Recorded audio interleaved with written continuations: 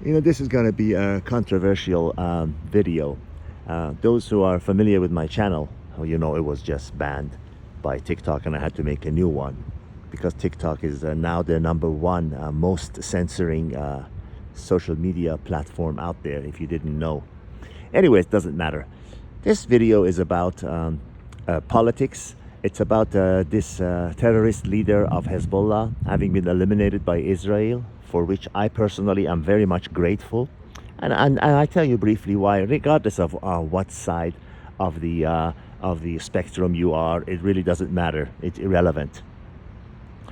Hezbollah was a terrorist group.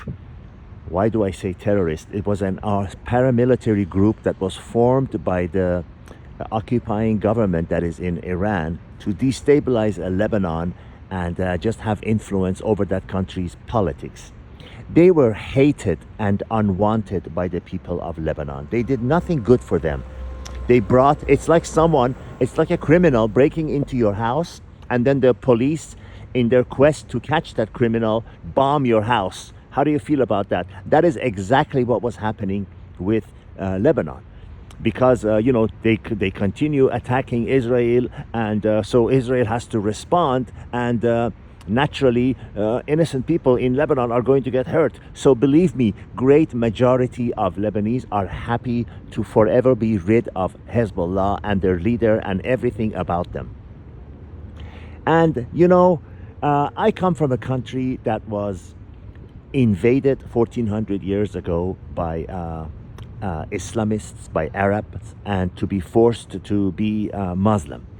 And we all like people that mind their own business, do what they want, don't bother other people, and don't interfere in the lives of other people. And my personal experience, now you might say, well, Christians also had crusade wars and all that. Yes, maybe. But my personal experience is that Islam is anything but. It interferes in your life. They don't mind their own business and do their own prayer. No, they want to make sure that you also follow their way, like forcing women to cover up, forcing men to have beard. Did you know in Afghanistan, if your beard length is not the equivalent to 2 fists, you get severely beaten on the first time. The next time, God knows what they do to you. Now, this is not the case with other religions, as it has been my experience. So nobody likes to be told what to do. Nobody likes to be told what religion to have, what clothes to wear, whether to shave or not, whether to cover their hair or not. This is why so many women despise this religion, and in the countries where it is forced. And usually, most of them, Islamic countries, they don't force it, but they force other things on you.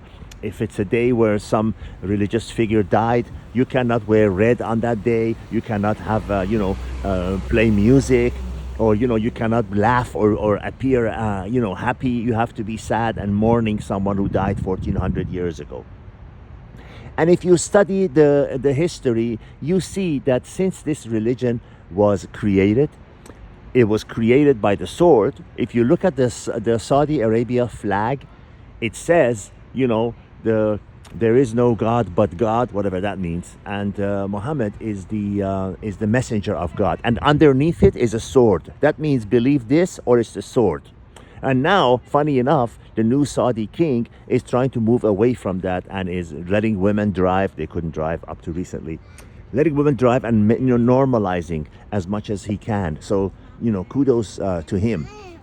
Are you holding my hand? But normally, I'm just telling you that the great majority of people silently are celebrating what Israel is doing, eliminating these terrorists, especially in countries that are directly affected by him. Political prisoners in Iran, young people are arrested, tortured, raped, and killed, and there are thousands of mourning mothers that are celebrating that when you don't have the power to fight someone because they're stronger than you. In the case of dictatorship, they have the guns. Then you are happy when some stronger power comes and does your revenge on them for you. That's all I want to say about this. Just believe me, there are two sides to every story. Again, I honestly do not care what side of the spectrum you are due to your own personal beliefs. I don't care. It doesn't matter. I know what I've seen. I know what I've experienced. I know that, these people, for example, that are born in Palestine, whether it's occupied or not, irrelevant. They are told from the time that they are born that hate one group, hate the Jews. Every problem you have in your life, everything is Jews. It's like telling black people that every problem you have in your life is because of racism. It's because of racism. So you're drilling into their head that you cannot amount to anything. You can never be anything. You can never succeed because this, big boogeyman is there.